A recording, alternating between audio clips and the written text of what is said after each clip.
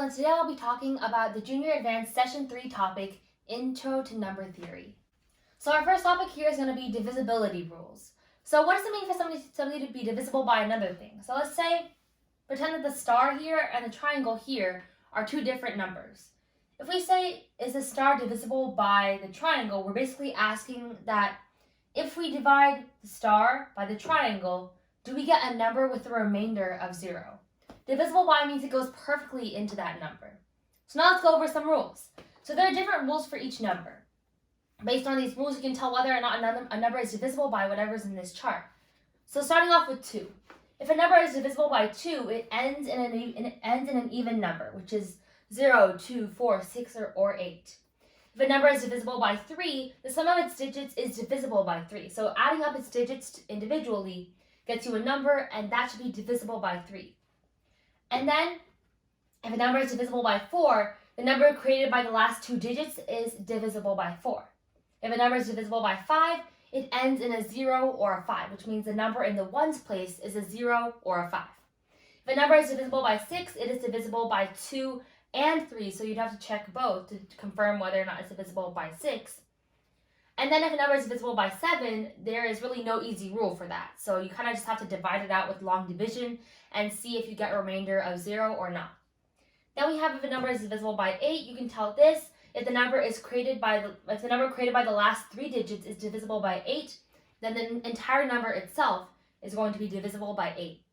And for divisible by 9, in this case, the sum of its digits is divisible by 9. So you just add up together the sum of each digit, and then you take that number, check if it's divisible by 9, and if it is, then the entire number itself is divisible by 9. So now let's try out some practice problems. So here we have 912 is divisible by 3. So let's go to our rule for 3. It says the sum of its digits is divisible by 3. So let's add together the digits of 912. So that's 9 plus 1 plus 2. And that gets us 12. And 12 is divisible by 3. 3 goes into 12 perfectly, which means that 912, because it follows this rule, is in fact divisible by 3. And then next we have our second problem, 126 divisible by 4. So our rule for 4 is that the number created by the last two digits is divisible by 4. So let's look at our last two digits. Our last two digits make the number 26. But 26 is not divisible by 4, because when you do 26 divided by 4, you end up getting a remainder of 2, which means it's not perfectly divisible. So your answer for this one would actually be no. And hopefully all these rules make sense to you. If not, you can easily just test them out by creating numbers and then checking them with these rules. Okay, now I'll try out some practice problems to test out our divisibility rules. So the first one says, is 1,243,342 divisible by 4? So our rule for 4 is that the number created by the last two digits is divisible by 4. So let's check. The number created by our last two digits is 42. So is 42 divisible by 4? Well, if we divide it out, we actually see that we get a remainder of 2, which means that it is not divisible by 4. For our next problem, we have 123,456,789. Is that divisible by 9? So it seems like a very long number, but the rule for 9 is that you just add up the digits and then check if that answer is divisible by 9. So now we're going to add together each digit. So 1 plus 2 plus 3 plus 4 plus 5 plus 6 plus 7 plus 8 plus 9. And if we check and if you add these all together, we end up getting 45. And is 45 divisible by 9? Well, it is. It actually equals to 5 with a remainder of 0, meaning that this number is divisible by 9, because the sum of its digits make a number that is divisible by 9.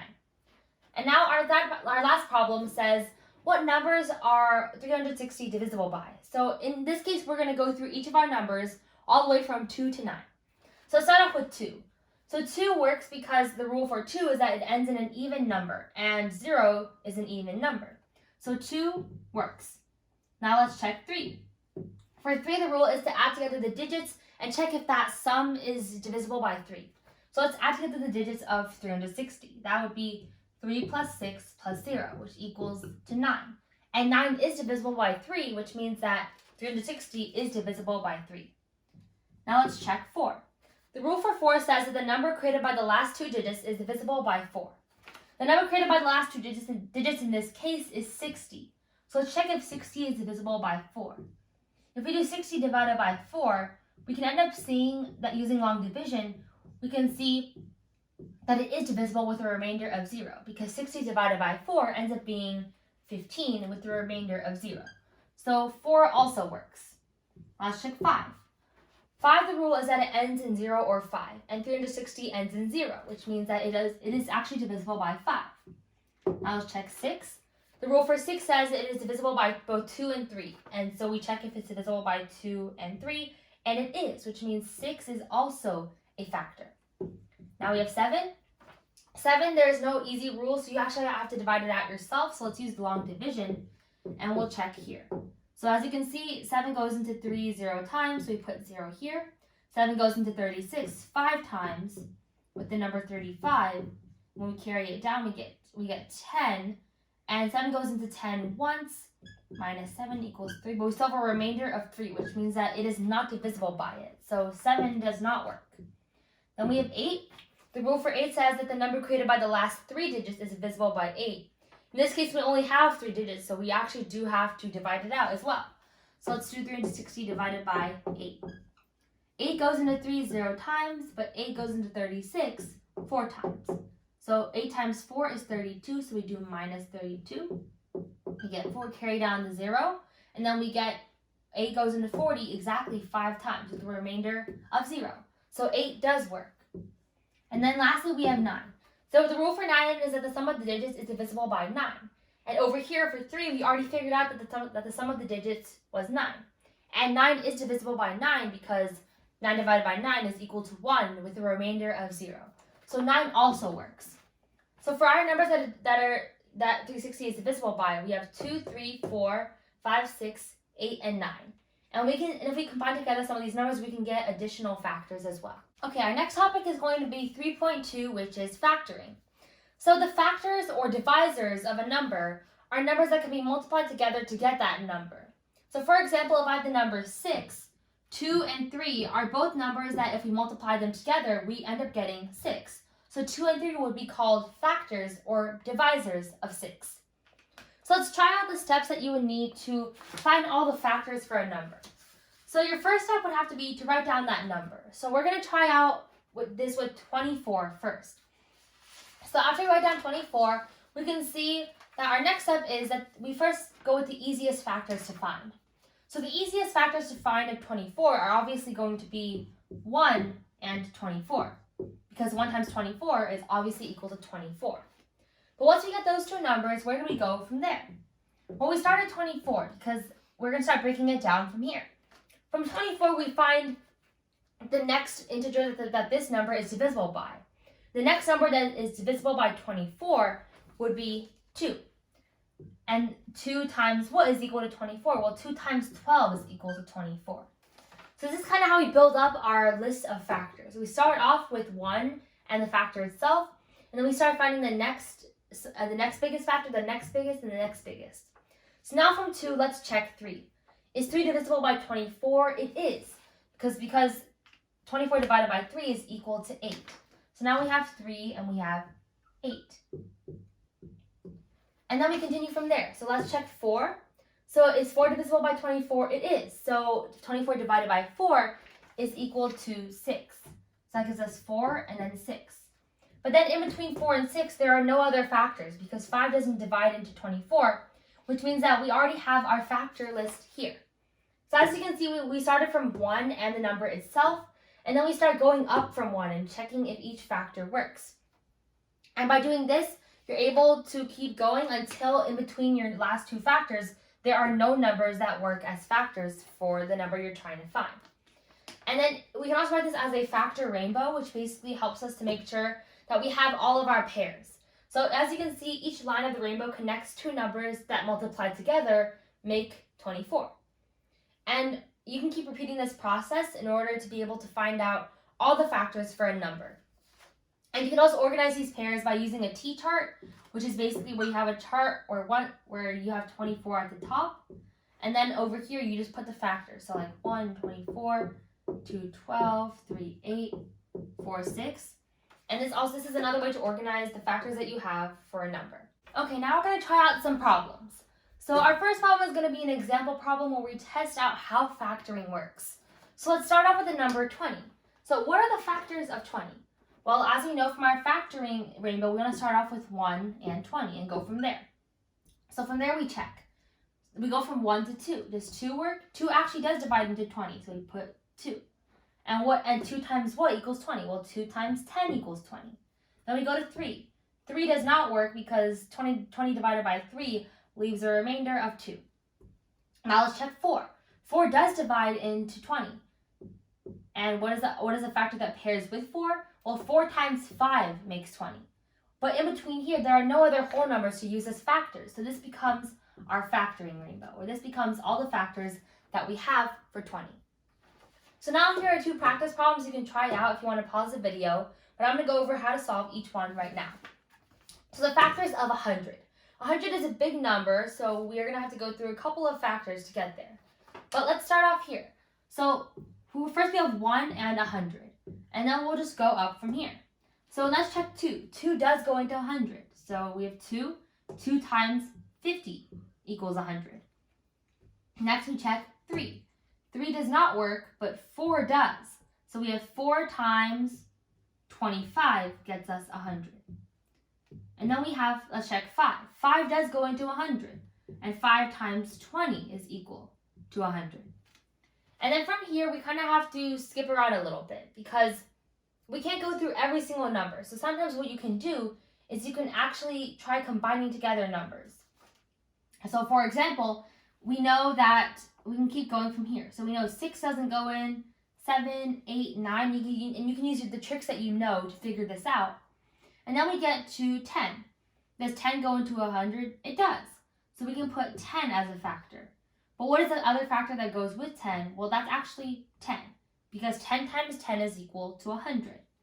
And now that these are next 2 factors, we have no other factors in between because there is no other whole number in between 10 and 10. So this would be your factoring rainbow. And now we have the factors of 72. So for 72, we're going to start with 1 and 72 because those are the 2 easiest factors to get. Then we're going to go up to 2. So 2 does go into 72 perfectly, and 2 times 36 is equal to 72. So we're going to add that to our list. Now let's check 3. 3 goes into 72 perfectly as well, and 3 times 24 is equal to 72.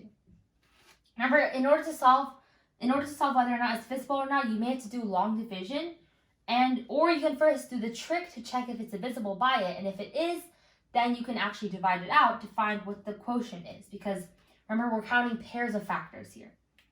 Now we have 4. 4 also works because 4 times 18 is equal to 72. And then we have 5. 5 does not work because 72 does not end in a 0 or a 5. So you can see kind of here how we can apply some of the divisibility rules we know to figure out whether or not it's divisible by a number. Then we have 6. 6 does work because 6 times, well, we're running out of space here, but 6 times 12 is equal to 72. Now we have 7. 7 does not work if you test it out, but then 8 does. So we have 8, and then we have 8 times 9 makes 72. And these are our 2 last factors because in between 8 and 9, there are no other whole numbers to make any more factor pairs. So now we have our factoring rainbow, and using this, you can kind of figure out all the factors that you have in between the numbers within a certain number. Okay, now we'll be talking about prime numbers. So when it comes to numbers, we have prime and composite numbers. And here's what each one means. So a prime number is a number greater than 1 that is only divisible by 1 and itself. So here are some examples of prime numbers. 2, 3, 5, 7, 11, 13, 17, 19. It goes on and on. But if you notice in each of these numbers, no matter which one of these you pick, you can tell that the only factors it has are 1 and itself. For example, for 7, the only factors 7 has are 1 and itself, which is 7. And then composite numbers are any number divisible by more than 1 and itself. So it has factors beyond just 1 and itself. Basically, a composite number is any number that isn't prime. So now let's try it out with some example problems. So is 5 prime? What about 16? So let's start off with 5 first. 5 without looking at the list, even though the list says it's prime, let's see why it's prime. So if we look at 5, we can see that the only factors it has are just 1 and 5. There are really no other factors that multiply together to give us 5. So 5 is prime. Then we have 16. Is 16 prime?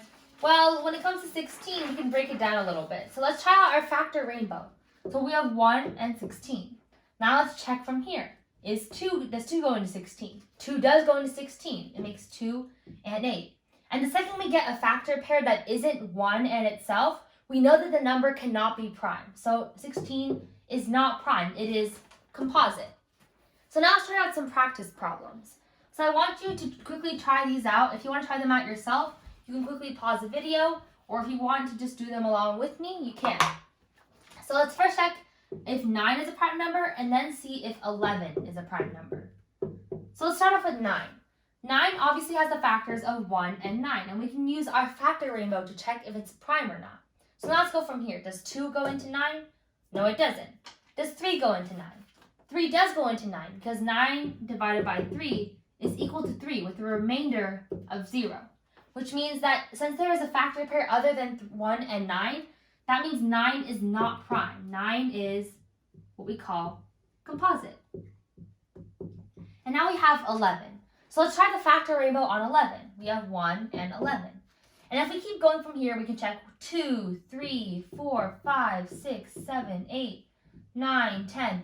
And none of these are factors of 11. Which means that because the only factors of 11 are 1 and 11 itself, 11 itself is going to be a prime number, which means it's not composite. Okay, now we have topic 3.5, which is prime factorization.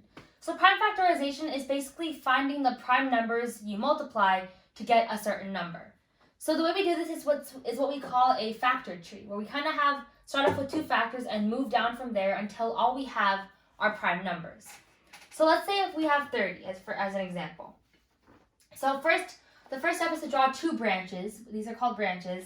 And then write down a pair of factors that we know this number has. So one of the most obvious pairs of factors of 30 is going to be 3 and 10. And every single time if you have a factor that is prime, you're going to circle it. So in this case, we know that 3 is prime, so we circle it. And then if you have a number that is composite or a factor that is composite, you just keep breaking it down into branches from there. So we know 2 factors of 10 are going to be 2 and 5. And remember, when it comes to the factoring tree, you can never use 1 as a factor. Because if you use 1 as a factor, you're just going to keep getting the original number over and over. So from here, we have 2 and 5, and 2 and 5 are both prime. So when the ends of your tree are all prime numbers, then you can stop from there. Because now you have your prime factorization, which is basically your series of numbers that multiply together to get your initial number. So in this case, we have 2 times 3 times 5. And notice when you put it in prime factorization format, all of your numbers are prime, but when you multiply them all together, you still get your original number. So this is how prime factorization works. So let's try it with another example. So let's try it with the number 100. So if we try it with 100, we just start off with 2 obvious factors of 100. So 2 obvious factors of 100 would be 10 and 10. So we go from 100 and we have 10 and 10. And neither of these are prime, so we keep going. So 10 goes into 2 and 5, and so does the other 10. And 2 and 5 are both prime. So now that all the ends of our tree are prime numbers, then we can write it out in our prime factorization format. So we have 2 times 2 times 5 times 5. And that means our prime factorization for 100 would be 2 times 2 times 5 times 5. And then for our last example problem, let's try it out with the number 54. So like always, we start off with 2 numbers that we know for sure make 54. They do not have to be prime numbers. They can be composite. So let's say we have 54. And we know 2 factors of 54 are going to be 6 and 9. And neither of these are prime, so we keep going. 2 factors of 6 would be 2 and 3, because 2 times 3 makes 6. 2 factors of 9 are 3 and 3, because 3 times 3 makes 9. And now if we check, we can see 2 is prime, 3 is prime, and so are these two 3s. And because all the ends of our tree are now prime numbers, we write it out in prime factorization format, which is 2 times 3 times 3 times 3. And hopefully that makes sense. Okay, now let's try out some practice problems for prime factorization. So we're going to try doing prime factorization on 35 and 44. So for 35, we know that if you don't know this initially, you can try dividing it out with the divisibility tricks. But two factors of 35 are going to be 5 and 7. And then from there we can actually see that 5 and 7 are both prime numbers, so our tree already ends there. So our prime factorization for 35 would just be 5 times 7. But then we have prime factorization for 44. So we know two factors of 44 are going to be 11 and 4. And from here, 11 is a prime number, so we can circle that and we stop there. But 4 is not. We can break down 4 into 2 and 2. And then from here, 2 and 2 are both prime. So now we can just do 2 times 11, and that's our prime factorization for 44. Okay, now we'll be learning about greatest common factors. So the greatest common factor of two or more numbers is the largest factor that they have in common. It's basically in the name. So the way you find this between two or more numbers is there are two ways. The first way is a lot more complicated. It's where you have to list all the factors of the numbers that you're trying to find the GCF for. And then you find the largest factor that they all share. But that's really complicated and time consuming. So what's an easier way to do this? Well, that's with prime factorization, as you can see here. So the way you can find all the factors of the numbers you're finding, well, that's too complicated. So an alternative is prime factorization. So in this method, you just use prime factorization to find all of the prime factors of the numbers that you're trying to find the GCF for. For example, if you have 180 and 168, you can break down 180 into its prime factorization form and then do the same for 168. And then with that, then you find all the prime factors that they both share. And then once you find all the prime factors they both share, you multiply those numbers together and that becomes your GCF. Okay, now we're going to try applying the idea of greatest common factor to the GCF of 20 and 32 and the GCF of 60 and 90.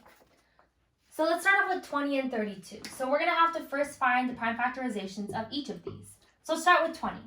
We know two known factors of 20 are going to be 5 and 4. And from here, we can break it down. 5 we know is already prime, so we can circle that. But 4 is not prime yet, so we have to keep breaking it down into 2 and 2. But 2 and 2 are prime. So that means since all the branches of our factor tree are now made up of prime numbers, now we can get a prime factorization from here.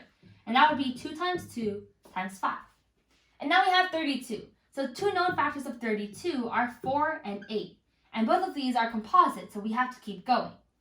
4 breaks down into 2 and 2, which are both prime numbers, so we can circle these, and we're done with this branch. But now we have 8. 8 breaks down into 4 and 2 is prime, so we can circle that, but 4 is not, so we have to keep going. 4 breaks down into 2, and these are both prime. So now we have all of our prime factors at the ends of our branches. So we can write out our prime factorization, which would be 2 times 2 times 2 times 2 times 2. And now between these two numbers, we're going to find the common factors, or the common prime factors they share. So each of these, as we can see, both have 2 2's. And since they both have 2 2's, that is our GCF. So we do 2 times 2, which gives us 4. So their GCF would end up being 4. Now let's try out the GCF of 60 and 90. So 60 breaks down into 10 and 6. Those are two of its most commonly known factors. But both of these are not prime yet, so we have to keep going. 6 breaks down to 2 and 3, and 10 breaks down into 5 and 2. And as you can see, all of these are prime numbers, so we can circle all of them. And because the ends of our branches of our factor tree are now all prime numbers, we can get our prime factorization. And that would be 2 times 2 times 3 times 5. And now we have 90. 90, the two most common factors it has, or people know of, are 10 and 9. Keep in mind, you can really do any two factors of 90, but usually people start off with the most common ones. From here, 10 and 9 are both composite, so we have to keep going. 10 breaks down into 5 and 2, and 9 breaks down into 3 and 3. And all of these are prime numbers. So because the ends of our factor tree are now made up of only prime numbers, then our branches stop, and then we write down our prime factorization based on the numbers that are currently circled. So we have 2 times 3 times 3 times 5. Now here we identify all the prime factors that they have in common. So we have 2, each of them has 1, 2, each of them has 1, 3, and each of them has 1, 5. And 2 times 3 times 5 becomes our GCF. And if we multiply it out, 2 times 3 times 5 gives us 30. So our GCF for this would be 30. Okay, now we're going to apply our idea of GCF to 2 practice problems. So the first one asks for the GCF of 48 and 120. So we're going to start off with 48. So for 48, 2 common factors of 48 are 12 and 4. And from here, we just keep going down. 12 goes into 4 and 3, 4 goes into 2 and 2, and along the way, we're going to circle our prime factors. And we keep going until all we have are prime factors at the ends of our branches. And once we do that, we can write out our prime factorization over here. So our prime factorization for 48 ends up being 2 times 2 times 2 times 2 times 3. Now we're going to go on to 120. For 120, we're going to start off with 2 common factors, which are 60 and 2. So 2 is already prime, so we can just circle that, and we go on from 60. 2 common factors of 60 are 10 and 6, and we break it down from here. 6 goes into 2 and 3, which are both prime.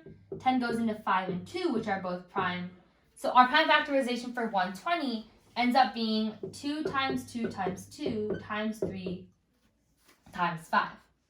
And now for our GCF, we find the common prime factors in between. So we can say that each of these have 3 2's. And each of these also have 1 3. So our greatest common factor would be 2 times 2 times 2, because there's 3 2's between both of them, times 3, because both of them have 1 3.